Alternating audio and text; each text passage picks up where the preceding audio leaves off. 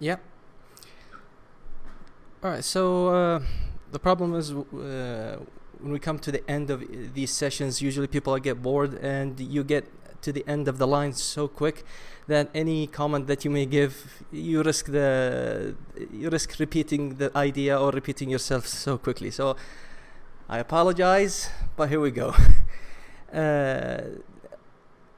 We talked a lot, and I heard a lot about digital transformation, and it's a term that's gaining a buzzword status so quickly. I'm trying to compartmentalize my thoughts when it comes to digital transformation in OT and ICS here. Now, if we are to look at the past year, ever since COVID and the whole start to work remotely, the hyperconnectivity argument that we need to start connecting, you'll see that people started to accept the whole remote working and remote connecting your systems, the OT systems, to the internet in a way that that they never have been doing before.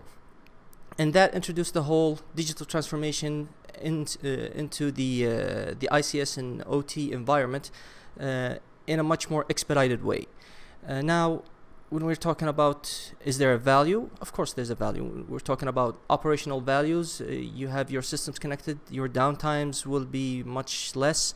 Your maintenance values, if you're connecting it to smarter machine learning, or let's say smart systems, that you will start gaining more insight into your system. You stop moving towards maintenance by time schedule, and you start going into maintenance based on uptime, or if the equipment can spare some operational time, it will give it to you based on your insight and your data that you're collecting. So that's a huge value to some companies. Also the cost, there's a huge cost reduction in introducing digital transformation into these environments. Human resources also just came into mind. When you think about it, you don't need a lot of people also in the same geographical place. You can have several different geographical locations, several people, and they can operate your equipment in different geographical locations. But we start the whole discussion of cybersecurity, and I think this is the main topic here. If we are to start weighing the opportunity of digital transformation against the risk of cybersecurity, the whole argument starts to change. Before, people used to not think about introducing more digital transformation technologies into their OT systems. If it works, if it's not broken, don't fix it, right? But now the discussion has changed, and quickly you start seeing the cybersecurity officers becoming the obstacle in this discussion. You start seeing the CISO, whoever is in the CISO position, become the obstacle of change, and that is something that we need to think about. Now you have opportunity. Basically what we're talking about here is operational excellence versus the risk, and how are we going to deal with the risk.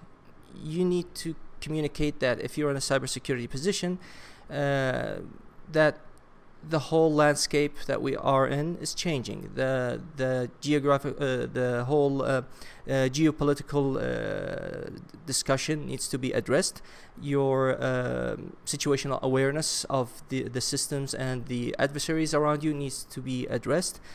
The threats are changing. They started simple, now they're becoming more persistent, more sophisticated, and more aware that they are targeting ICS systems and industrial systems. So all of that needs to come into the discussion. And yes, we need to look into digitally transforming our equipment because of the value there, but we need to make it in a smart way. Again, to risk repeating some of what our colleagues mentioned, the quote from Ernst & Young, I forgot the name of my colleague who mentioned it, but we need to bake cybersecurity into our digital transformation. I actually believe that is true, and we need to do that from day one of starting our digital transformation journey. digital transformation is basically a new buzzword, right? What we're talking about is IT/OT convergence. It's another form of convergence, and some people will say that convergence is something that is coming. I actually believe it's been in the industry for a long time. Bringing in Windows boxes into your OT environment is a convergence. Bringing your TCP/IP Ethernet networks into your system is a convergence. Now, we have been doing that for some time. We just didn't look at it that way for that period of time, and all of that starts the whole, how are you going to deal with it? And now we have all of these boxes have been sitting there since the 80s and early 90s. What are we doing to them? Are we hardening them? Are we doing something to protect them? But the whole discussion came up when we started the whole connect that Ethernet cable to that router that connects to the internet. That's when the discussion started to come up.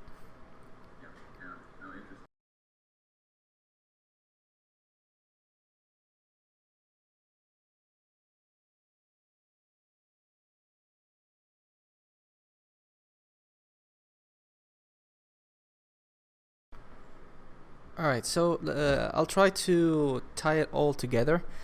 Um, from my point of view, there are about, let's say, about 5 steps that people need to consider if you're talking about OT cybersecurity.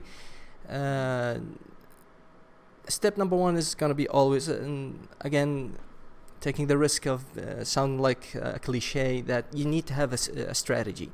Having a strategy based on cybersecurity for developing your security systems, your policies, your technology selection procedures, all of that needs to be done in step 1. Then you can start going into identifying your assets, both hardware and software, having your SBOMs, your software bill of materials. And once you have all of that collected, you have at least something of a completed list. And from my point of view, if you have it categorized from most critical to least critical, now you have a complete, somewhat complete visibility of your assets and what do you need to protect them.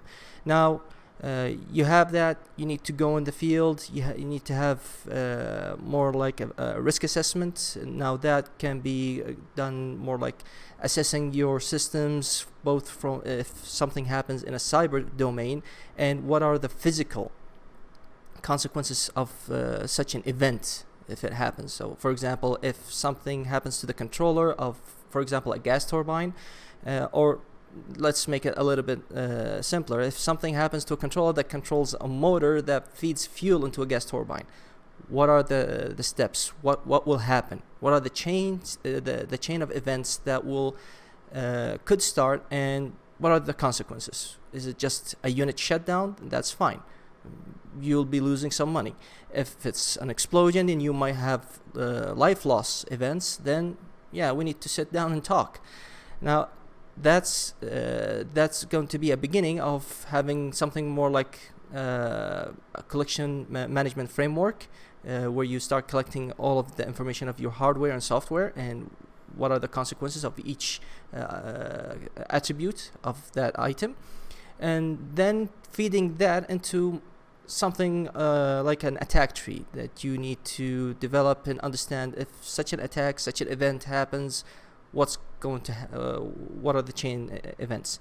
And you can use several items to assist you in that. You can have something like friendly intelligence. You have your intelligence agencies in the region. They will feed you what you need of intelligence so you can develop your policies.